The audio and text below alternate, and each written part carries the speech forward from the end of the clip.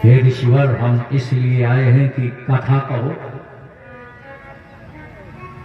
अब जिनके हृदय से ही कथा निकली हो भोले बाबा के, अब वो कहते हैं कथा कहो, अब आगे का वक्ता गड़बड़ा ना जाएगा, नहीं तो सब कथा के प्रकार ना बैठे।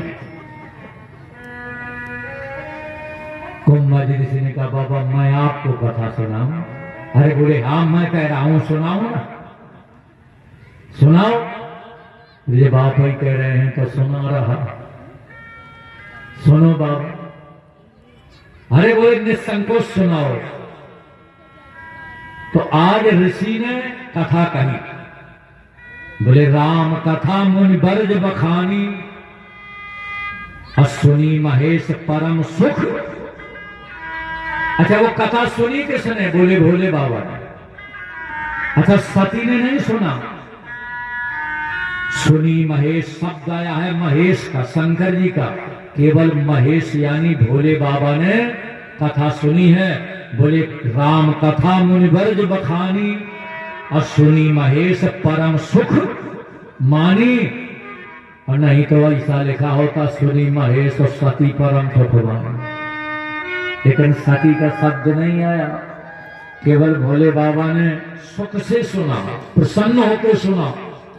कथा सुनो तो सुख से सुनो।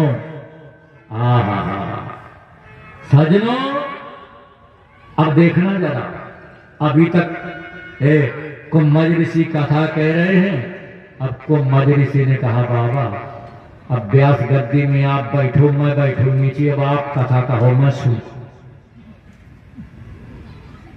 तो भोले बाबा गद्दी में बैठ गए, कुंभ ऋषि करे। अब सती का महाराज नहीं मांड चकरा गया, कैसा वक्ता कैसा श्रोता। अभी तक श्रोता का था समझ रहो, व्यास गद्दी में श्रोता बैठ गया, वक्ता सुनत। जैसे हम ही कह दें कि डॉक्टर साहब अब तुम आवा कथा का हम बैठा थे, बोलो आश्चर्य लगेगा कि नहीं? और सती का मन इसीलिए नहीं कथा में लगा। अब भोले बाबा कथा कहने लगे, कुंभ ऋषि सुनने।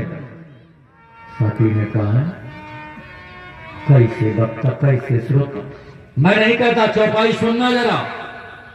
हाँ, जब भोले बाबा व्यास गद्दी में बैठे तो कुंभ ऋषि ने पूछा, हे प्रभु आप हरि की भक्ति बताइए, हरि की भक्ति। जरा चौपाई सुनना। ऋषि पूछी हरि भगत सुहाई, और कही शंभ अधकारी पाई।